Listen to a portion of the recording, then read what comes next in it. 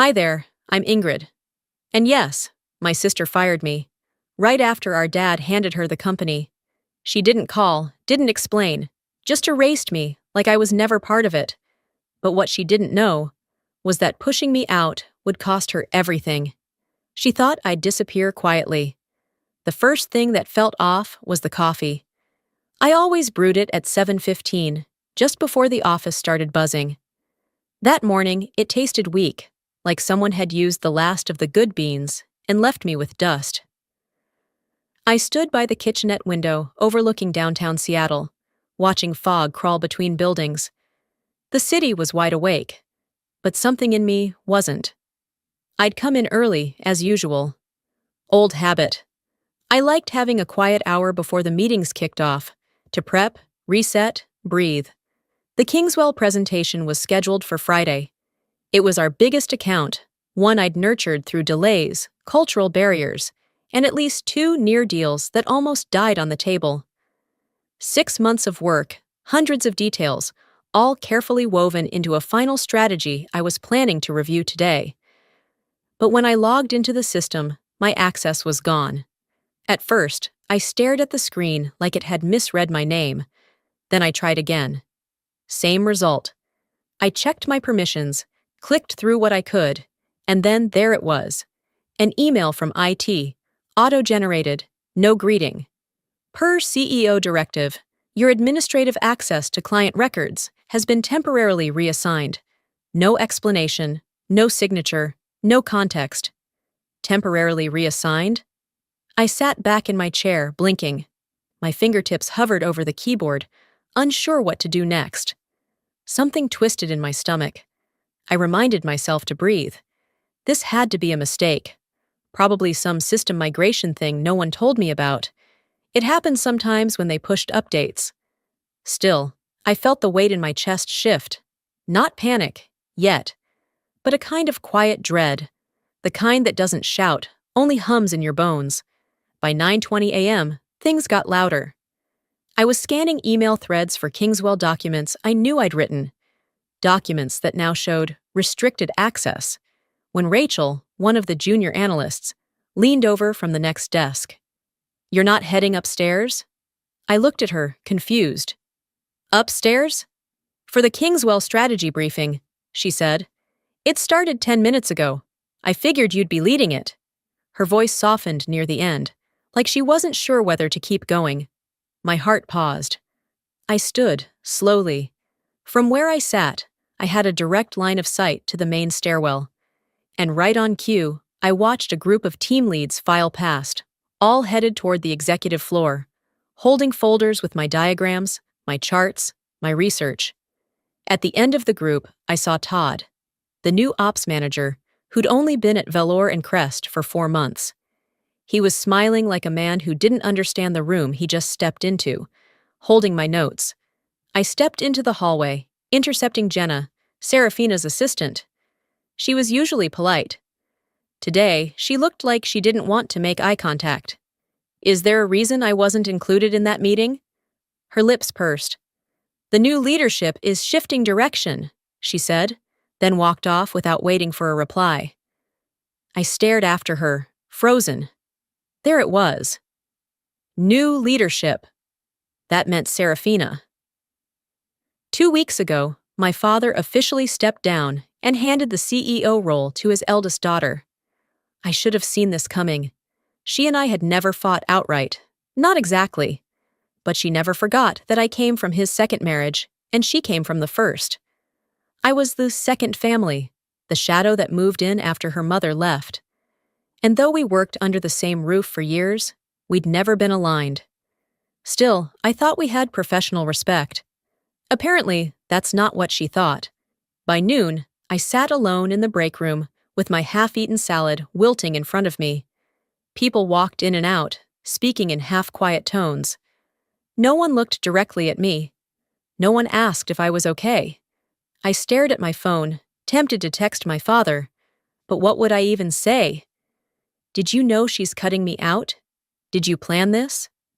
Instead, I scrolled. News. Emails.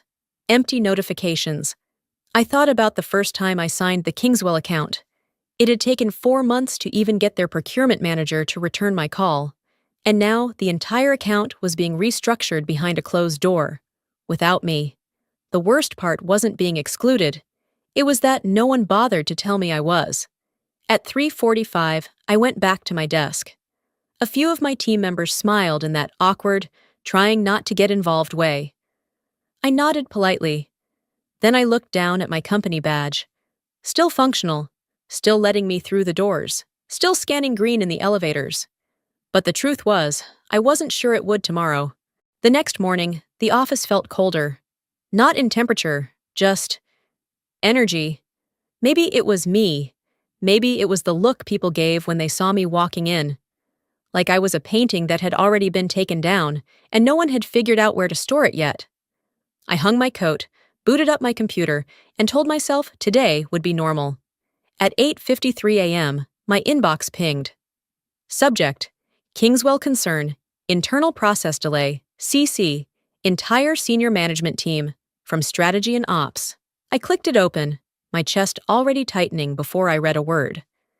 The message outlined an internal delay due to recent misalignment in prior communications led by Ingrid Velour.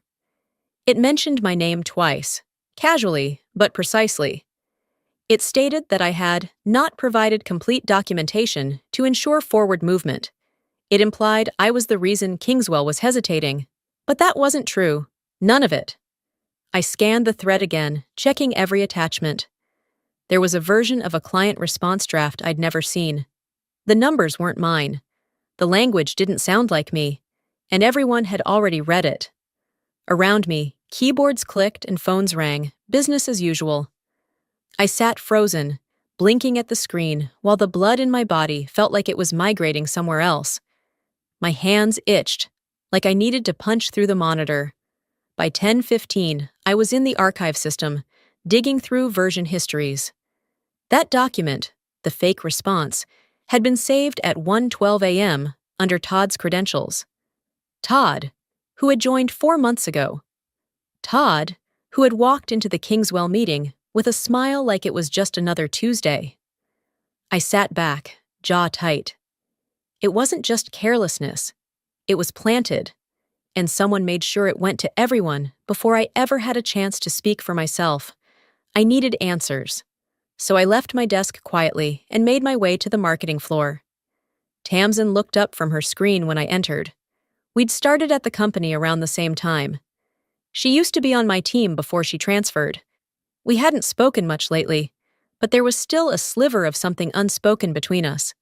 Something people like Serafina hated. Memory. I didn't even need to ask. Tamsin nodded before I opened my mouth. "They've been splitting up your accounts all week," she said in a low voice. "Serafina signed off on it. It's not just Kingswell. You've basically been carved out." I closed my eyes for a second. "And no one told me." "That was the point," she said. "They wanted it quiet." I left her office feeling like I was carrying someone else's bones inside me. Each step back to my floor felt heavier than the last. By early afternoon, my desk felt like a spotlight in a dark theater, too exposed and yet somehow invisible. I stayed until 6:30, even though I wasn't doing much beyond rereading emails and quietly erasing the draft of a resignation letter I'd typed in my notes app. Later that evening, I found myself parked outside the corner gas station on Rainier Avenue, staring blankly at a green light that had long since turned red again. I wasn't crying, not really. It was just that my eyes burned and my hands wouldn't stop gripping the steering wheel. I thought about last Thanksgiving, eating microwaved stuffing in the office lounge while finalizing the Kingswell proposal. I remembered being on a Zoom call during my cousin's wedding. I remembered the weekend my mother was hospitalized, and I rescheduled the ER visit so I could take a client call. And now a single email with a reply all had rewritten the story. My name was no longer attached to my own work. My face was now the scapegoat for someone else's mess. The shame wasn't from the lie. It was that so many people believed it without hesitation. I turned the key and drove home. Quiet. Mechanical.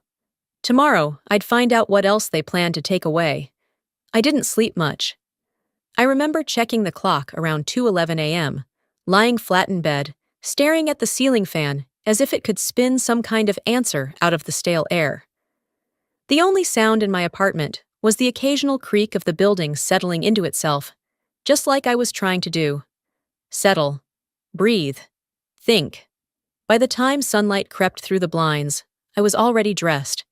No makeup, just tinted moisturizer and a braid that felt more like armor than a hairstyle. I walked into the office right before 8 a.m., head high, heart uncertain. I passed through security like a ghost. Badge still worked, but barely anyone looked at me. When I reached my desk, there was already a calendar alert waiting. Subject: Performance Concerns Review. Urgent time: 9 a.m. Location: HR, lower level, conference room 2. I stared at the screen long enough that my monitor went into sleep mode. I showed up to the meeting at 8:59, knocking twice before walking in. 2 people sat at the long rectangular table, Sandra from HR and Brent, our legal liaison. No smiles, no welcome, just quiet protocol. Sandra began reading from a printed form before I even sat down. There have been multiple concerns raised about your recent conduct, Ingrid. Terms like uncooperative, volatile, and resistant to feedback came up repeatedly. I blinked. From who? Brent replied, without looking up from his laptop. Anonymous submissions. We're protecting their identities. Anonymous? My voice cracked slightly, just enough to make me mad at myself. So we're holding a review based on whispers, on unverified input? Sandra kept her tone even. We're not making a final decision. This is just a formal warning. I looked at the paper she slid across the table. My name. A formality. A wound wrapped in corporate formatting. I didn't argue. Not because I agreed, but because I saw it clearly now. This wasn't about collaboration. It was extraction. I signed the document with a pen I nearly snapped in half. By 9:32, I was walking back toward my desk, with a strange calmness pressing against my ribs. Like the body knows what the soul hasn't caught up to yet. My inbox was flooded, but none of it mattered. Not the memo from accounting, not the system update. Only one thing made me pause. There was a single folded letter on my keyboard. I picked it up slowly. Ingrid, I'm sorry. I can't stay in a place that treats you like this. You taught me how to lead, and they're punishing you for it. Nolan. He'd written it by hand, not typed, not emailed. He left it like a quiet apology. I sat down. Nolan had been with me since his internship. I'd pushed to get him hired full-time. I'd walked him through client calls, late edits, even a few tears after his mother passed away. And now, he was gone. The office around me went still. My team avoided my eyes. One of them walked past with a box of binders, mine. Not a single word was said. At lunch, I didn't eat. I just walked the halls. I passed framed photos of company parties. One of them had me, 2 years ago, holding a glass of champagne next to Serafina. We both smiled, but now it looked staged, like actors mid-rehearsal. The hallway smelled like printer toner and recycled air. I used to love the rhythm here, the buzz of minds building something together. Now, it just felt like static. I stopped at the corner window, staring down at the city. People moved fast, cars lined up at red lights, phones to ears, eyes on nothing. This place used to mean something to me. I gave it more hours than I gave my marriage.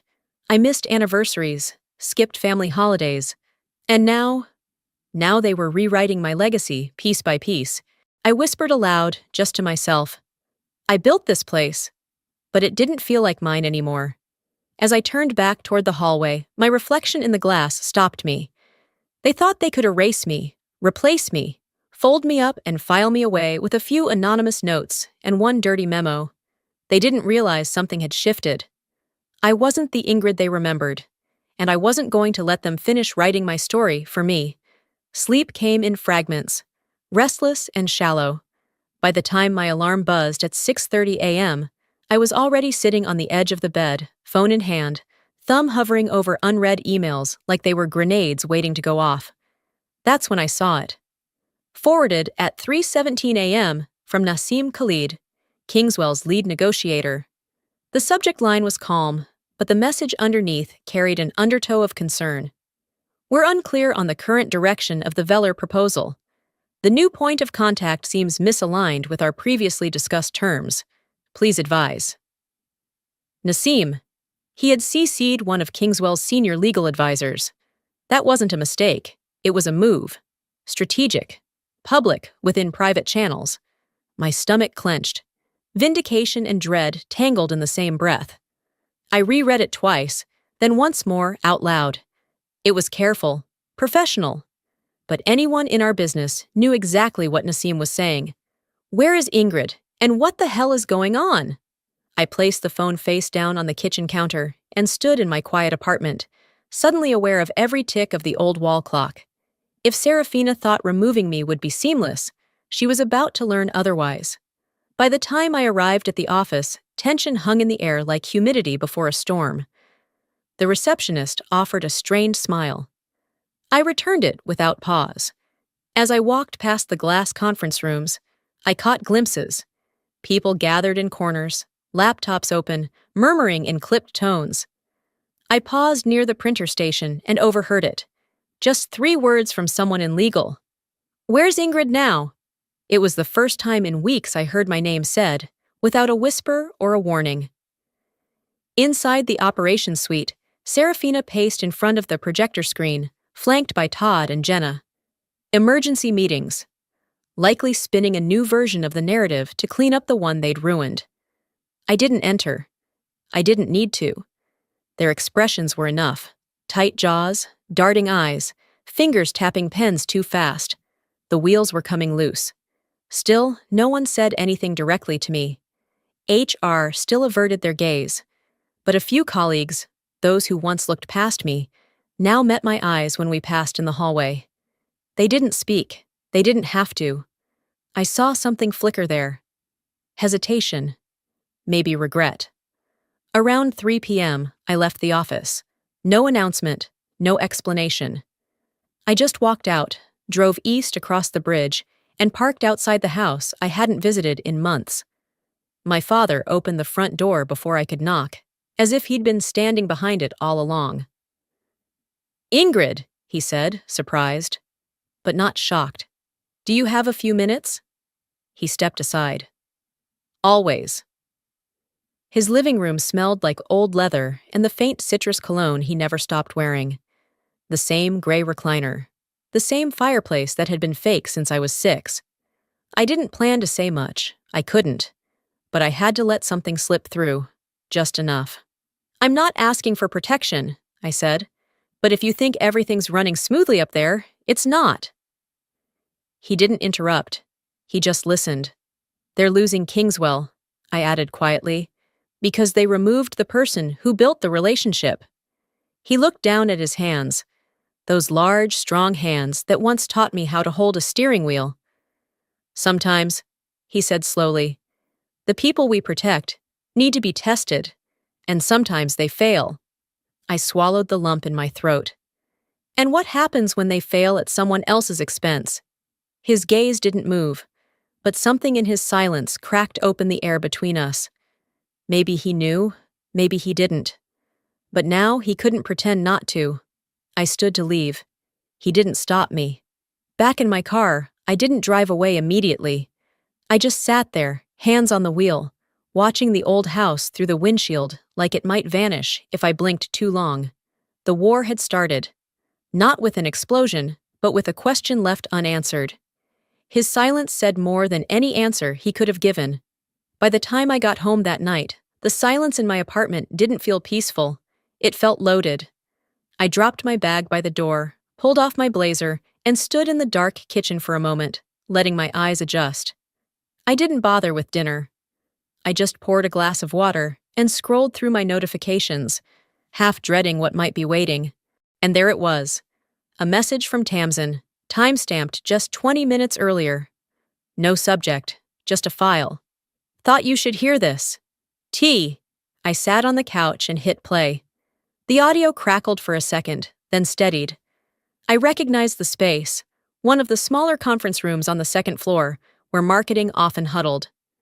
Then came the voice. Serafina, clear, steady, sharp. We need to remove Ingrid before Friday. No one will risk pushing back if we keep the narrative tight. She's already isolated. Just finish it. I paused it, sat in silence, then hit play again. This time, I didn't flinch. Her words didn't hurt as much as her tone did. Cold, clinical, like I was a stain she'd been meaning to scrub out for years. She didn't just want control, she wanted the story. I set the phone down gently, but my hands shook, not from fear, from the final clarity. She had made it personal. So would I. The next morning, I walked into the office with something different in my stride. Not anger, not revenge, intention. I kept to my routine, brewed my coffee, replied to emails, said nothing. At 2 p.m., Margot Dell, one of the senior board members, appeared outside my office door. She didn't knock. She just raised an eyebrow like she was deciding whether or not to walk in. I nodded once. That was all she needed. She closed the door behind her. I'm not here on anyone's behalf, she said first. Let's just get that straight. I leaned back slightly, unsure where this was going. I've watched this place bend for Serafina, she continued, but not break. Yet. I didn't interrupt. I didn't trust myself to speak. Margot crossed her arms. If you choose to fight, I won't stop you. The board is paying closer attention than you think. But attention doesn't mean support, not without something concrete. I exhaled, steady. I don't need everyone to back me. Just enough people not to look away. Margot gave the faintest hint of a smile. That's the first smart thing I've heard in weeks. She didn't say she was on my side. She didn't need to. After she left, I sat alone at my desk. The clock read 4:12. Outside the window, Seattle's sky was beginning to bruise with early winter dusk. I opened my email, typed my father's name into the to field, then stared at the blinking cursor. I started writing. You gave her the company, but you gave me something else. You taught me to never walk away from truth. Then I deleted it, rewrote it, deleted it again. Eventually, I left it saved in drafts. No subject line, no signature. Just a truth I wasn't quite ready to release. That night, I stood in front of my bathroom mirror, hands gripping the counter. The face staring back at me didn't look defeated. It looked awake. I wasn't waiting for the next attack. I wasn't waiting for permission, or justice, or even fairness. I was done waiting to be invited back into the room. The next morning, I didn't bother choosing my outfit carefully. I wore black. Not as a symbol, just practicality. It hid fury better than beige ever could. I walked into the building at 8:52 a.m., coffee in hand, and headed straight to my desk. But before I could sit, my phone buzzed. Come to Serafina's office, now. Jenna. No subject line, no punctuation beyond the period. No need to guess. I tossed my bag under my chair and made my way upstairs. The glass doors to the executive floor stood open, framing Serafina like she was posing for a magazine cover. She was sitting with one leg crossed over the other, posture perfect, a folder neatly closed in front of her. Ingrid, she said without looking up, have a seat. I didn't. This isn't personal, she started, in that soft, detached way people use when they're about to gut you with a smile. But you're no longer aligned with the direction we're taking. Your position is being dissolved, effective immediately. No HR rep, no security escort, just her. I stared at her for a long beat, not blinking. Then I took one step forward, voice calm but crystal clear. You just made your biggest mistake. She didn't flinch, but I saw it, the slightest twitch in her cheek. Then I turned around and walked out. No folder in hand, no speech, no collapse. By the time I got to the elevator, my pulse was steady. I didn't go home, not yet. Instead, I walked 2 blocks to the coffee shop near Pike Street, grabbed a booth in the corner, and opened my phone. First, I sent a message to Jude, the internal auditor. "You'll want to hear this." Then I attached the audio file of Serafina's meeting. Next, I texted Margot. "I'm ready." She replied with just 1 period. Back at my apartment that afternoon, I opened my notebook, the one I hadn't touched since my first year at the company. Inside were pages of notes I'd once used to train new hires, sketch strategies, map out recovery plans after failed quarters. Now, I turned to a blank page and wrote at the top, "Timeline, Serafina's internal strategy shift." Beneath it, I started listing. May 12th. Client assignments quietly reshuffled June 3rd. Budget reallocation away from client services. July 10th. First memo referencing collaboration concerns. Every dot connected.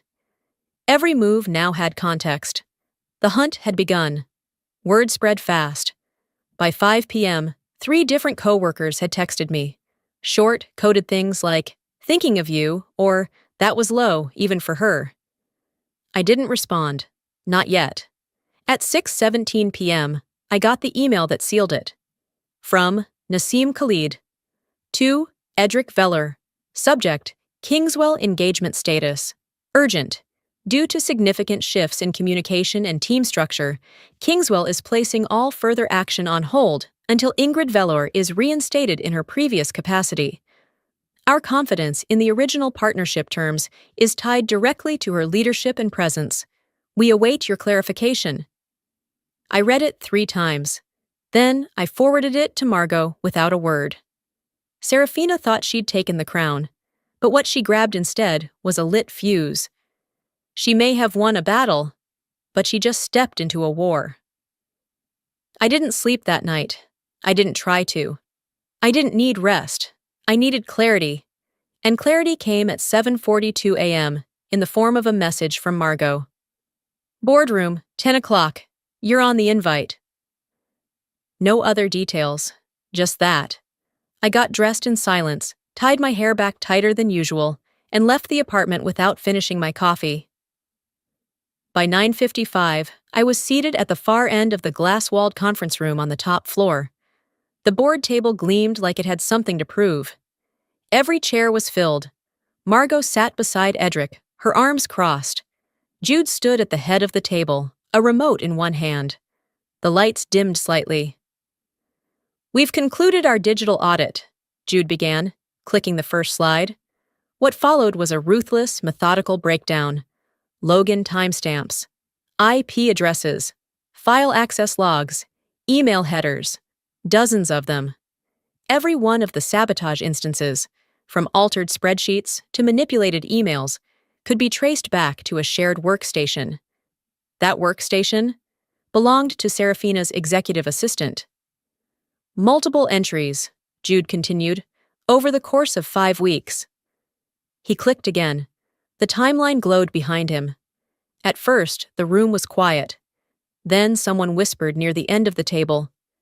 This wasn't a misstep. It was an operation. Gasps followed. Jude didn't flinch. He clicked again. An email forwarded from an internal printer queue. A draft resignation letter, unsigned, with a file name matching Nolan's final note, except this version listed Ingrid as the one who had pressured him to leave. False, planted. I didn't move. I didn't speak. I let the evidence speak for me. Then Jude stepped aside, and Margot stood. "There's one more thing," she said. A woman entered. She looked to be in her 60s, calm but alert. Her name tag read D. Ramsey. "My father's old assistant," I murmured to myself. She held a sealed manila folder. "We kept this archived," she said, placing it in front of Margot. "I was instructed never to share it, unless the company's integrity came under threat." The room held its breath. Inside was a contract review from years ago. A European investment deal Serafina had spearheaded and tanked. The report showed 7-figure losses due to premature disclosures, missed legal compliance, and internal misrepresentation. I remembered whispers. But this was confirmation. Edric's jaw tightened. He leaned forward slowly, elbows on the table, eyes closed, like the memory itself hurt. "She told me she learned from it," he muttered. Margot's voice sliced the air. "She didn't." Serafina stood in the doorway, arms folded, face unreadable. "I made mistakes," she said, stepping into the room. "But so has everyone here." "No one else tried to erase a co-founder to cover their own," Margot shot back. Serafina opened her mouth again, but Margot cut her off. "You had your turn." A beat of silence. Then another board member said what everyone was thinking. "She can't stay." Every eye turned to Edric. He stood up. Slowly, like every step cost him. He looked at me. "I gave her the company," he said. "But I gave you the truth. You knew how to carry it?" A few seats shifted. Someone cleared their throat, uncomfortable. Serafina didn't blink. She looked at me, not like a sister, not like a rival, like a stranger trying to decode the aftermath of her own storm.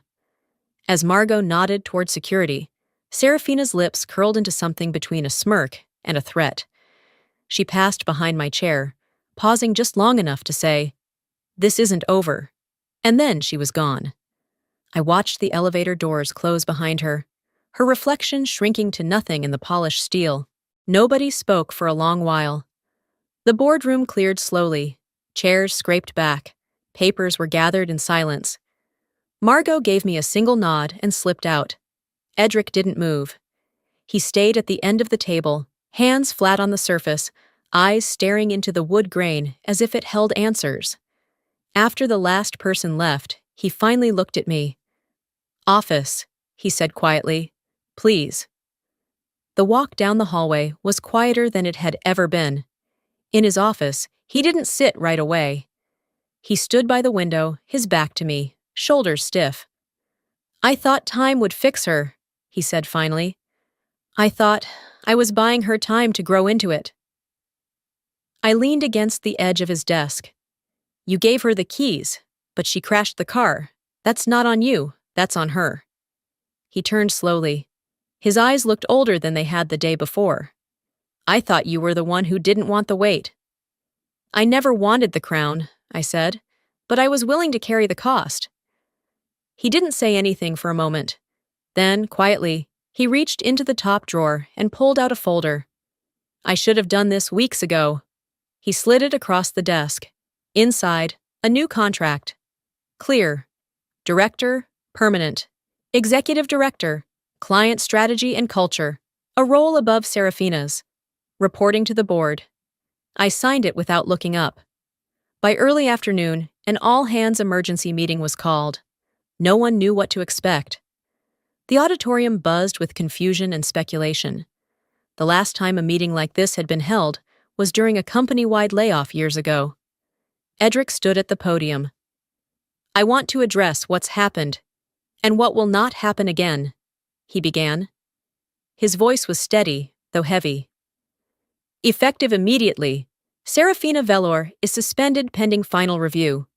Ingrid Velor will oversee the Kingswell transition and lead cultural restructuring." A rustle of whispers swept the room. Some faces stiffened. Others softened. I stepped up beside him. "I didn't come back to reclaim a title," I said.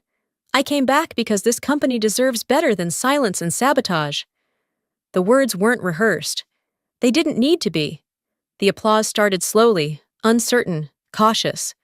Then it built, solid, earnest. I nodded, once, then stepped back. We didn't take questions. We didn't need to. Later that evening, I returned to my office. The same chair, the same desk. But nothing felt the same. As I was packing a few things into drawers, I found something unexpected. A small envelope, no name on the outside. Inside, on unlined paper, in handwriting I knew as well as my own, were 4 words. "This should have been mine." No punctuation, no explanation, just that. I folded the note, placed it in a folder, and locked it in the drawer. Then I whispered, barely audible, "Maybe," but I earned it. I sat down, not as the girl who once waited for credit or the woman they underestimated, but as someone who finally knew her worth. Some endings aren't victories, they're releases. The next morning, I walked through the lobby of Velour and Company just like I always had. Only now, the air felt different. Not lighter, not heavier, just clearer. There was no announcement, no grand re-entry, just a quiet return to a desk that wasn't about prestige, but purpose. The first thing I did was reinstate the ethics reporting line that had quietly disappeared under Serafina's restructuring. It wasn't flashy, but it was necessary. Then I made a list of former team members who had left, not by choice, but by force. Some had already moved on, others returned my call. A few rejoined quietly, no press, no fanfare. It wasn't about undoing the damage. It was about starting again, one brick at a time. Margot and I reworked the leadership flowchart. Edric handed off more than I expected, maybe more than he wanted. But he didn't push back. Trust was something we were both learning to earn again. I didn't try to be approachable. I didn't try to be liked. But the whispers in the halls faded. Eyes met mine again, not out of fear, but out of respect. Some days, I stayed late just to walk the floors alone, to hear the hum of the place as it started to breathe again. That weekend, I sat in my apartment, feet tucked under me on the couch, reading over notes for the Kingswell renewal. It had been a full week since Serafina walked out. No press release, no public fallout, just silence. Rumors buzzed, of course. She moved to Florida. No, I heard she's in Michigan, starting over, somewhere quiet. Edric never brought her up again. Not at work, not at home. That Sunday afternoon, I pulled out my phone and scrolled through my contacts. Her number was still there, buried under an old nickname I hadn't used in years. I stared at it. I didn't know what I expected. I let it ring 4 times. Then I hung up. I didn't leave a message. Because some wounds don't need closure. They need distance. A few days later, I caught my reflection in the mirror of the 3rd-floor restroom, the same one I used to hide in when the politics of the office felt too heavy. I looked at myself. I didn't see the woman who'd cried in that stall 2 years ago after Serafina had shut down her proposal in front of a full boardroom. I didn't see the sister who had once begged for inclusion. I saw someone else now. Someone who no longer needed to be explained or defended. Someone who knew she didn't rise because someone gave her permission. I reached into my blazer pocket and found a folded index card, a line I'd scribbled months ago during one of those long, uncertain nights. I'd written it without knowing why.